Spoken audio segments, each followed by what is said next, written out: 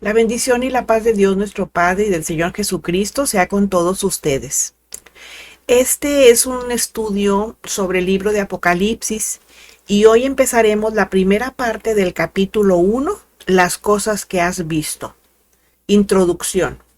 Bueno, el Apocalipsis significa revelación. Quizás se pregunten, ¿pero revelación de quién? Bueno, la revelación de Jesucristo. Este es un libro profético que Satanás y sus demonios no quieren que los hijos de Dios entendamos.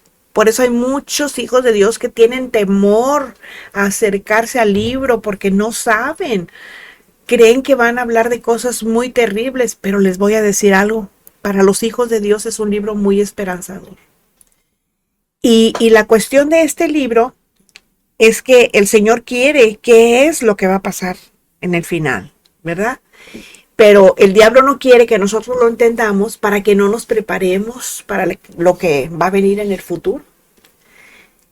Aquí la cuestión es que todo cristiano comprometido de verdad debe de poner sus ojos en las cosas espirituales y no en las cosas terrenales. Porque fíjense que la humanidad sin Cristo ya está condenada. Y Cristo no la condenó, se condenó ella misma. Bueno, el Apocalipsis es el último libro de la Biblia y con él se cierra el canon. ¿Qué quiere decir eso? Que se cierra la enseñanza bíblica. Por lo tanto, a la escritura ya no se le debe de añadir nada más, porque ya fue cerrada, ya fue sellada, ya fue terminada.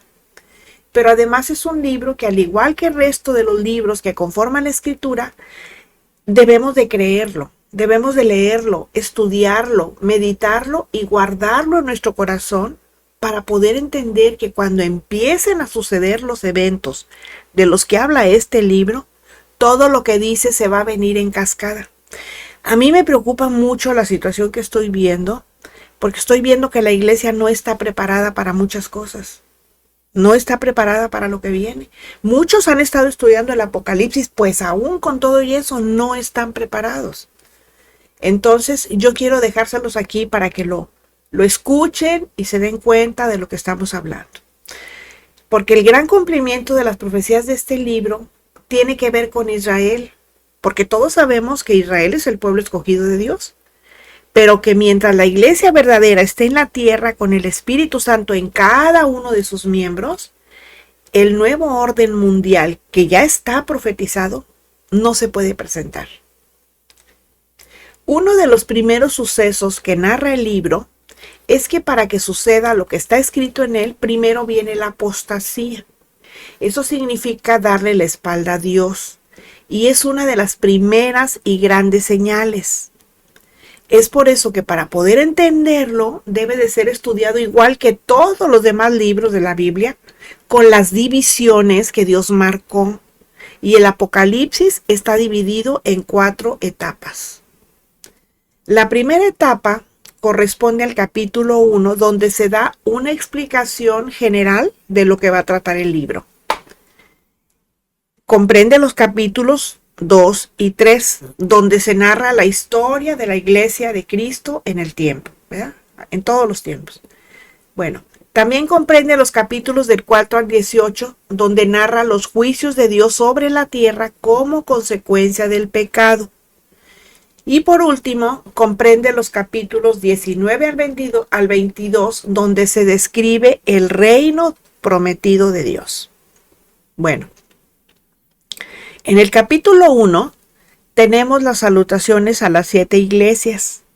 Y la clave para entender el libro está precisamente en el versículo 1, en el capítulo 1, versículo 19, que dice: escribe las cosas que has visto y las que son y las que han de ser después de estas. Nosotros debemos entender la revelación recibida por Juan para todos los siervos de Dios en Apocalipsis 1, del 1 al 2, donde dice la revelación de Jesucristo que Dios le dio para manifestar a sus siervos las cosas que deben suceder pronto, y lo declaró enviándola por medio de su ángel a su siervo Juan, que ha dado testimonio de la palabra de Dios y del testimonio de Jesucristo y de todas las cosas que ha visto.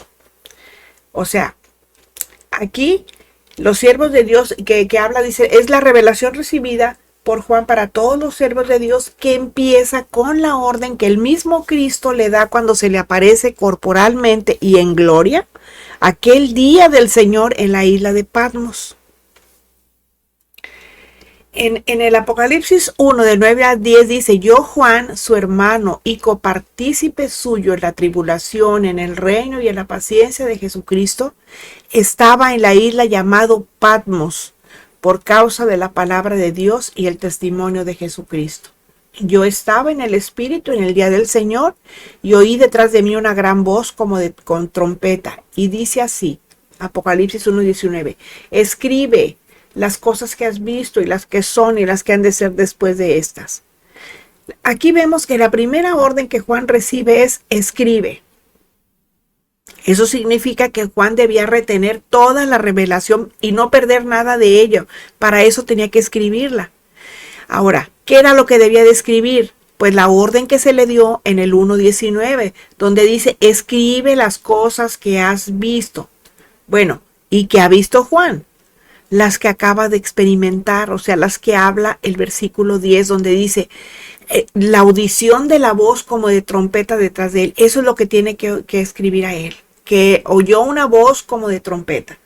Y en el 1:11 dice, lo que le decía esa voz, ¿qué era lo que la voz le decía? Eso lo tiene que escribir. Y en el 12 al 16 dice, lo que ve cuando se vuelve, o sea, cuando se voltea a ver la voz. Él tiene que escribir todo lo que vio. Bueno.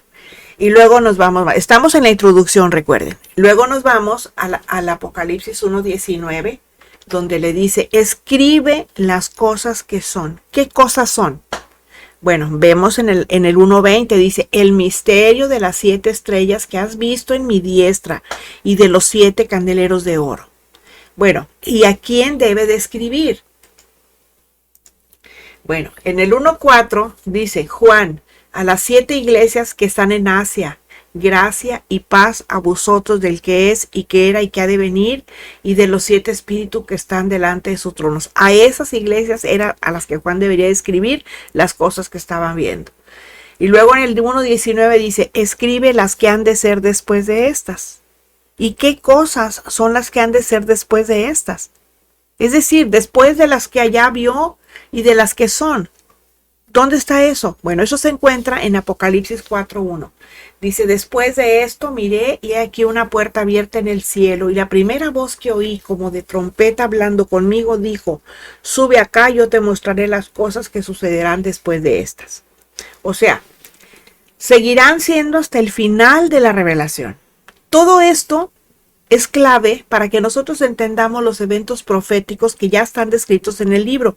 Y a partir de aquí es cuando la iglesia parte al cielo, a partir del capítulo 4:1. Bueno, al inicio de este capítulo, después de invitar a Juan a subir al cielo, le dice que le va a mostrar las cosas que sucederán después de estas. Evidentemente, el Señor se está refiriendo a las cosas que van a ocurrir después de que la iglesia sea arrebatada a los cielos. Y en el Apocalipsis 12:3 se nos da un resumen del mover de la iglesia que está siendo protagonizado por las 7 iglesias de Asia. Juan obedece y una vez que recibe toda la revelación, empieza a poner en orden todas las cosas recibidas. Bueno, esa es la introducción, ¿verdad? Ahora vamos a ver el desarrollo. Nos vamos a ir al Apocalipsis 1, versículo 2. Dice así. Dice, que ha dado testimonio de la palabra de Dios y del testimonio de Jesucristo y de todas las cosas que ha visto. Jesús, hombre en los cielos, recibe de parte de Dios Padre la revelación de las cosas que él debería de enviar por parte de él mismo y de su mensajero, o sea, de su ángel respectivamente, a Juan, para que Juan las escriba inmediatamente. Por eso le dice, apunta, escribe. Bueno, se destaca lo que tiene que ver con la iglesia aquí en la tierra y obviamente después en el cielo. Todo lo que ocurrirá antes de la venida en gloria de Jesucristo.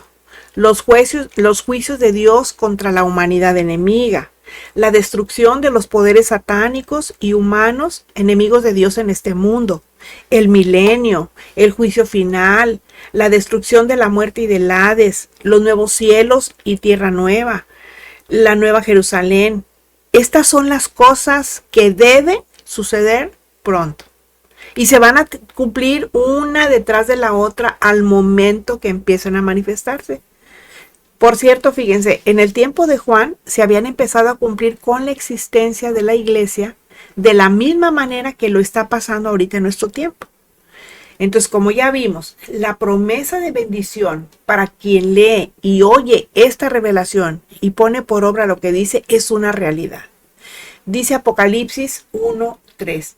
Dice, bienaventurado el que lee y los que oyen las palabras de esta profecía y guardan las cosas en ella escritas, porque el tiempo está cerca. El texto empieza diciendo, bienaventurado el que lee y oye las palabras de esta profecía. Con esta expresión, Juan se está refiriendo a lo que está escrito en todo el libro, entendiendo que todo lo escrito en él, pues es profecía de parte de Dios. O sea, no nada más en este capítulo, sino en los 22 capítulos. ¿Verdad? Esa es una razón más para que estemos atentos, porque hay bendición cuando lo hacemos. Si obedecemos a lo que nos manda, entonces tenemos el favor de Dios.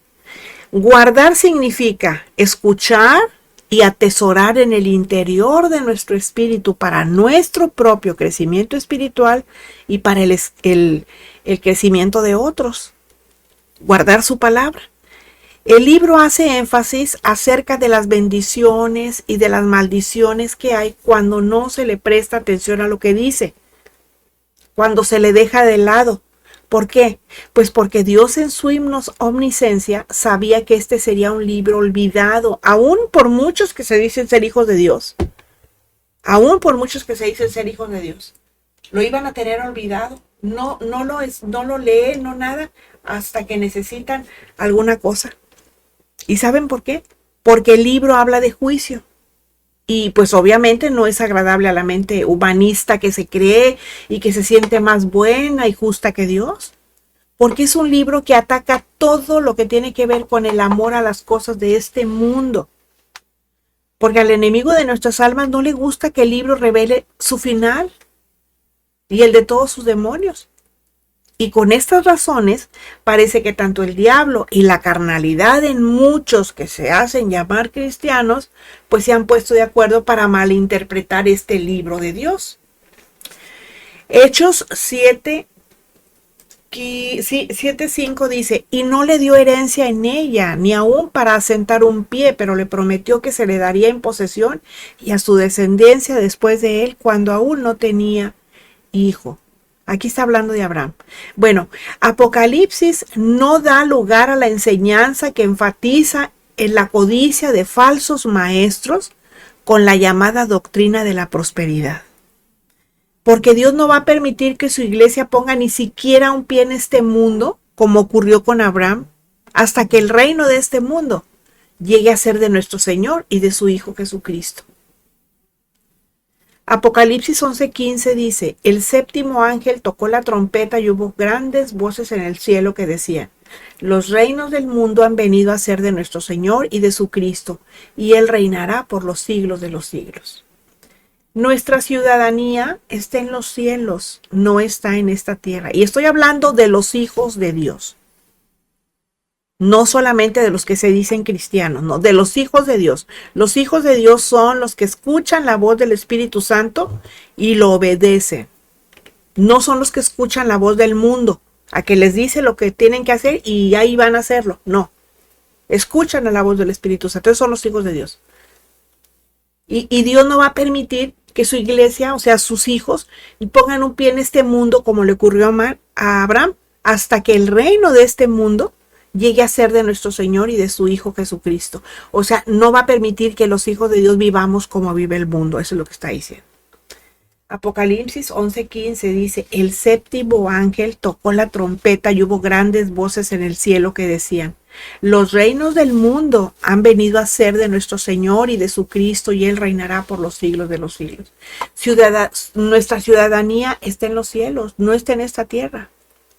Filipenses 3:20 dice, mas nuestra ciudadanía está en los cielos, de donde también esperamos al Salvador, al Señor Jesucristo. Apocalipsis 1:3 dice, porque el tiempo está cerca. El tiempo del que habla el texto se refiere al tiempo de Dios. Se trata del tiempo tal y como lo entiende Dios. Y la expresión cerca indica que desde su punto de vista y de la revelación profética, el tiempo está próximo, ya está muy aquí a la vista casi. Aunque en el tiempo en que Juan recibe la revelación ya estaba sucediendo porque la iglesia estaba avanzando. E inmediatamente después de que la iglesia parta al cielo, igual sucederá con todos los sucesos relatados del capítulo 6 en adelante, porque en tiempo profético una cosa va tras otra sin ningún tiempo de paréntesis. O sea, van a irse sucediendo una tras otra. Bueno, luego vamos a ver Apocalipsis 1 del 4 al 8 dice, Juan a las 7 iglesias que están en Asia, gracia y paz a ustedes del que es y que era y que ha de venir, y de los 7 espíritus que están delante de su trono y de Jesucristo, el testigo fiel, el primogénito de los muertos y el soberano de los reyes de la tierra, al que nos amó y nos lavó de nuestros pecados con su sangre y nos hizo reyes y sacerdotes para Dios su Padre, a él sea gloria e imperio por los siglos de los siglos. Amén. He aquí que viene con las nubes y todo ojo le verá y los que le traspasaron y todos los linajes de la tierra harán lamentación por él. Sí, amén. Yo soy el alfa y la omega, principio y fin, dice el Señor, el que es y que era y que ha de venir, el Todopoderoso. Bueno, esas son las salutaciones a las 7 iglesias, incluyendo a la Iglesia Universal, la iglesia establecida por Cristo, a la cual pertenecemos nosotros, ¿verdad? Bueno, dice Juan a las 7 iglesias que están en Asia, tal y como Jesús le ordena en el Apocalipsis 1:11, que decía, yo soy el alfa y la omega, el primero y el último, escribe en un libro lo que ves y envíalo a las 7 iglesias que están en Asia. O sea, ¿cuáles eran esas iglesias? Éfeso, Esmirna, Pérgamo, Tiatira, Sardis, Filadelfia y Laodicea. Juan se dirige a esas iglesias. Y estas 7 iglesias representan no solo a esas 7 iglesias o a la iglesia de aquellos tiempos. No, esas iglesias están representando a la iglesia de todos los tiempos. Bueno, pues estas son las cosas que son. Y son a las que Jesús se refiere en Apocalipsis 1:19, donde dice Juan, escribe las cosas que has visto y las que son, o sea, las de la iglesia, y las que han de ser después de estas. Fíjense, la iglesia siempre está presente ante Dios. Sabemos que por Dios o que para Dios la presencia de la iglesia sobre esta tierra está siendo solo de 2 días, según su medida del tiempo mencionada en 2 de Pedro 3:8. Acuérdense que Dios es atemporal, ¿sí? Él no tiene, ¿cómo les diré? Una medida como la tenemos nosotros, porque Él no ve el tiempo de medida como de manera lineal. Nosotros sí, pero Él no. Él es otro tipo de tiempo. Para Él es el tiempo Kairos, para nosotros es el tiempo Cronos, ese sí tiene medida. Y 2 de Pedro 3:8 dice, mas, oh amados, no ignoren esto, que para con el Señor un día es como 1000 años y 1000 años como un día. Aquí lo que estamos viendo es que puede ser corto o puede ser largo. Eso es lo que nos está diciendo. Y la voluntad de Dios es la de bendecir con gracia y paz a la iglesia universal, o sea, a la iglesia de Cristo. Y esa bendición viene de parte de Dios Padre e Hijo, que es y que era y que ha de venir. Y es precisamente el Hijo quien ha de volver físicamente. Esa bendición también viene de los 7 espíritus que están delante de su trono. Este es el Espíritu de Dios en sus múltiples manifestaciones de perfección y plenitud.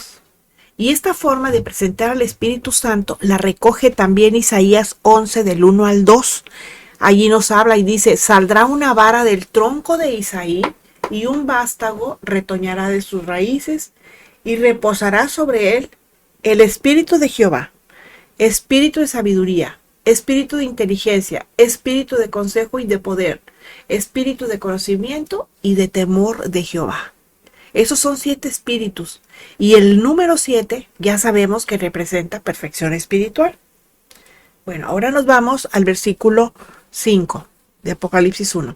Dice, y de Jesucristo el testigo fiel, el primogénito de los muertos y el soberano de los reyes de la tierra, al que nos amó y nos lavó de nuestros pecados con su sangre.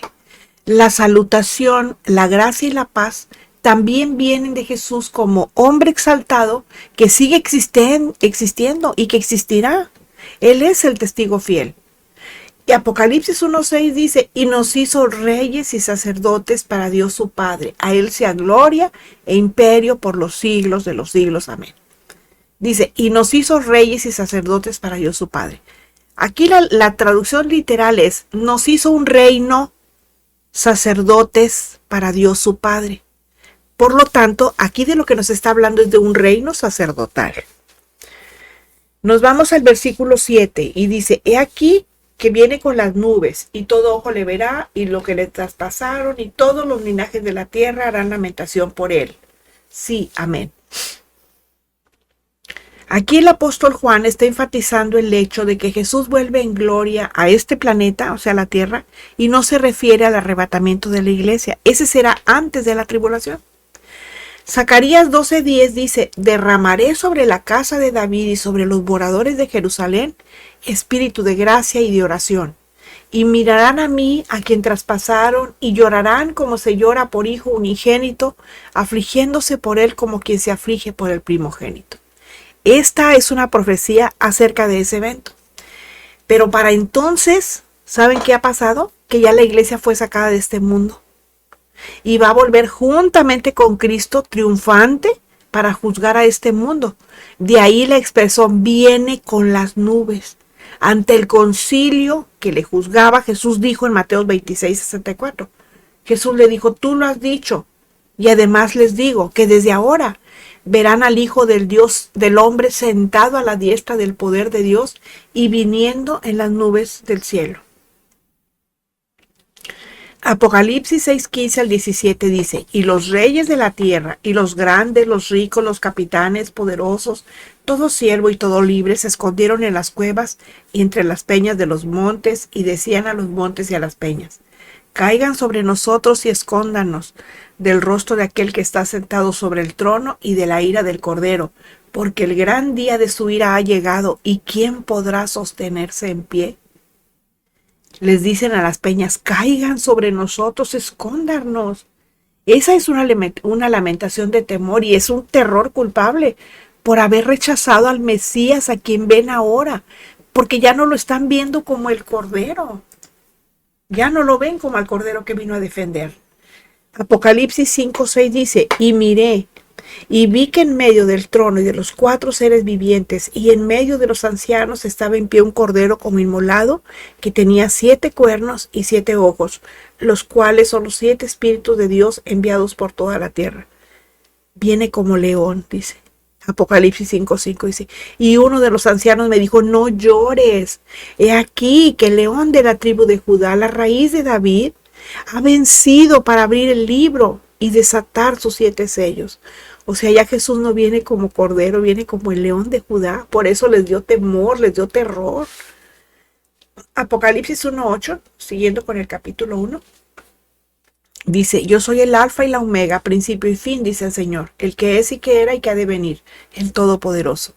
Este es Dios Padre y Dios Hijo, porque ya que los dos son Dios. Sin embargo, aquí más bien la manifestación es del Hijo, porque quien ha de venir es Él, o sea, es Jesús, es el Hijo. Y Apocalipsis 1:9 al 11 nos dice, yo Juan, su hermano y copartícipe de ustedes en la tribulación, en el reino y en la paciencia de Jesucristo, estaba en la isla llamada Patmos por causa de la palabra de Dios y el testimonio de Jesucristo. Yo estaba en el Espíritu en el día del Señor y oí detrás de mí una gran voz como de trompeta que decía, yo soy el alfa y la omega, el primero y el último. Escribe en un libro lo que ves y envíalo a las 7 iglesias que están en Asia, a Éfeso, Esmirna, Pérgamo, Tiatira, Sardis, Filadelfia y Laodicea. Esta es la explicación que Juan nos da de lo que le había ocurrido cuando estuvo preso en un lugar determinado llamado la isla de Patmos. Y es interesante ver a Juan ¿Cómo se refiere a ese lugar que quizá era desconocido para la mayoría, ya que no dice estaba en Patmos?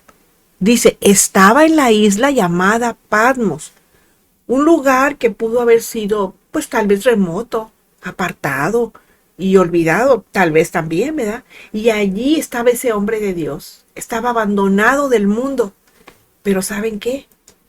Que no estaba abandonado de Dios. El Señor estaba ahí con él. Y Juan se presenta a sí mismo como nuestro hermano en la fe y como copartícipe nuestro. Es decir, de todos los hijos de Dios, de todos los tiempos, en la tribulación que da la idea de presión, de apretura, de rechazo, de despropósitos, de sufrimientos, dificultades e incluso de prisión, tortura y muerte. En este caso, esos padecimientos eran por su fe cristiana. Y en aquel tiempo, la iglesia se hallaba en persecución por parte del emperador romano Domiciano. El propio Juan, anciano ya, ¿verdad?, era una de las víctimas de la persecución desatada. Y dice Apocalipsis 1:10, dice, yo estaba en el Espíritu en el día del Señor y oí detrás de mí una gran voz como de trompeta. Aquí Juan empieza a explicar lo que le ocurrió en ese día del Señor, en un lugar llamado la isla de Patmos, donde estaba preso por causa de la palabra de Dios y el testimonio de Jesucristo. Evidentemente, por causa de vivir la palabra de Dios, no por ser desobediente a Dios, no, sino por ser un fiel testigo de Jesucristo a ojos de todos. La isla de Patmos era un lugar de destierro y prisión para los enemigos del Imperio Romano. Era una isla desértica junto a la costa de Asia Menor, estaba muy cerca de Éfeso. Y dice Apocalipsis 1:10, dice, yo estaba en el Espíritu en el día del Señor y oí detrás de mí una gran voz como de trompeta que decía, yo soy el Alfa y la Omega, el principio y el último. Escribe en un libro lo que ves y envíalo a las 7 iglesias que están en Asia, a Éfeso, Esmirna, Pérgamo, Tiatira, Sardis, Filadelfia y la Odisea.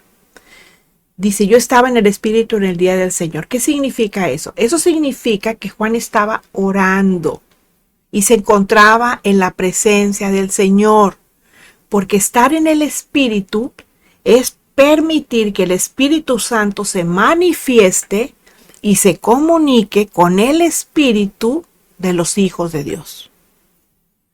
Juan estaba en verdadera comunión con el Señor en el día del Señor, por eso le llama así, en el día del Señor. Y en ese contexto, todos los días son el día del Señor. Aquí no está hablando de que necesariamente fuera sábado o domingo. Simplemente dice que era el día el Dios, que era el día en el cual Dios escogió para manifestarse a Juan, tal y como lo hizo, ¿verdad? Por eso nos dice Colosenses 2:16. Por tanto, dice, nadie los juzgue en comida o en bebida o en cuanto a días de fiesta, luna nueva o días de reposo. Porque para Dios o para nosotros todos los días deben de ser día del Señor. Para cuestiones prácticas, bueno, pues mucha gente se reúne los domingos, ¿verdad?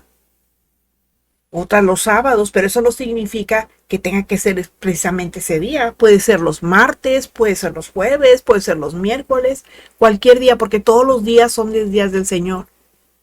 Apocalipsis 1:10 en su parte B dice, oí detrás de mí una voz como de trompeta. Eso quiere decir que en ese momento Juan oyó una voz potente que sonaba como de trompeta.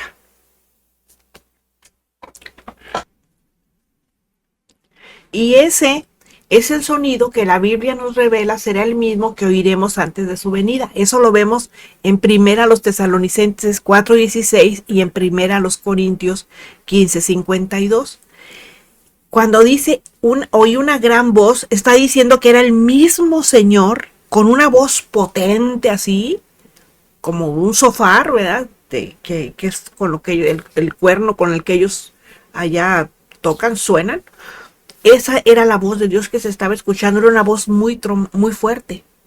Y esa voz de trompeta le dice en el Apocalipsis 1:11, dice, escribe en un libro lo que ves y envíalo a las 7 iglesias. Y ya les dije dónde están las 7 iglesias en Asia.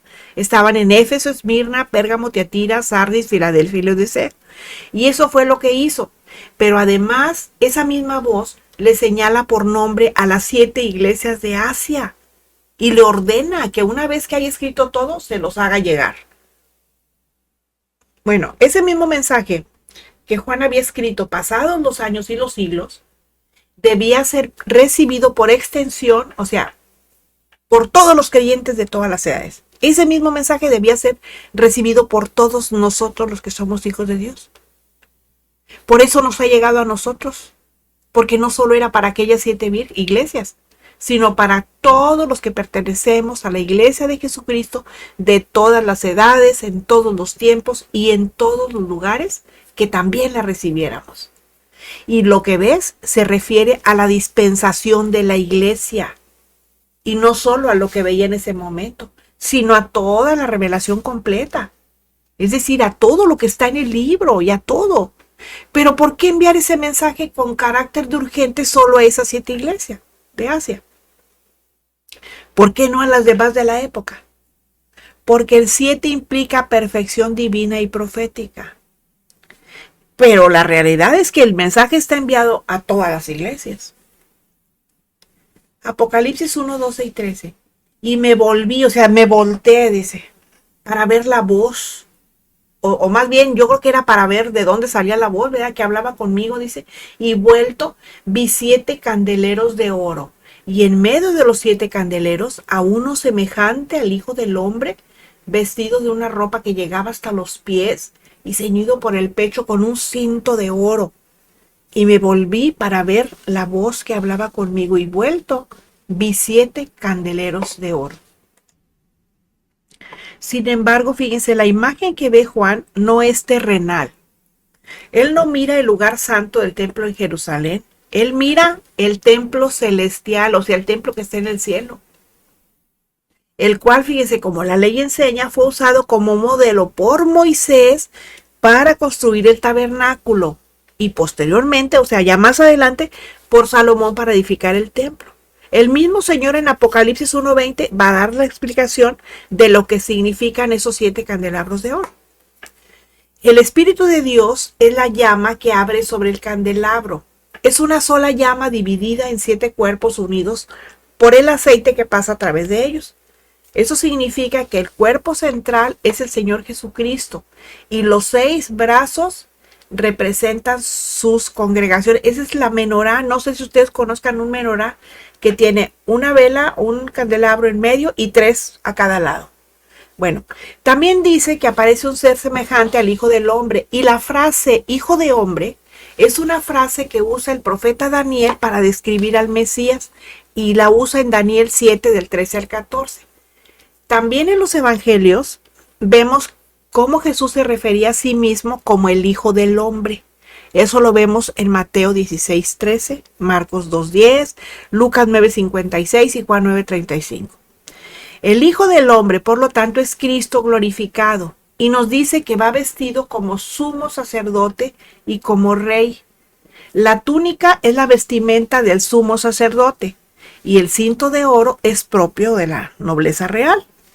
Hebreos 4, 14 al 15 dice: por tanto, teniendo un gran sumo sacerdote que traspasó los cielos, Jesús el Hijo de Dios, retengamos nuestra profesión, o sea, nuestra fe. Porque no tenemos un sumo sacerdote que no pueda compadecerse de nuestras debilidades, sino uno que fue tentado en todo según nuestra semejanza, pero sin pecado.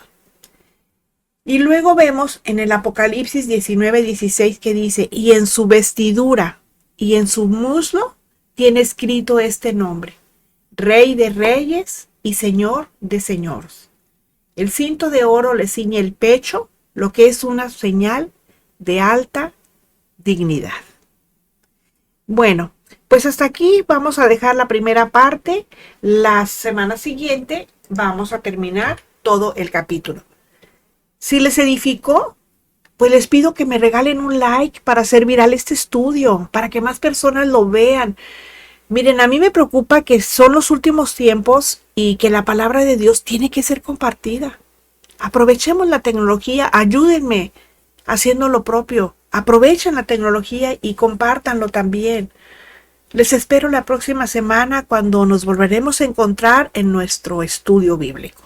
La gracia de nuestro Señor Jesucristo sea con todos ustedes. Amén.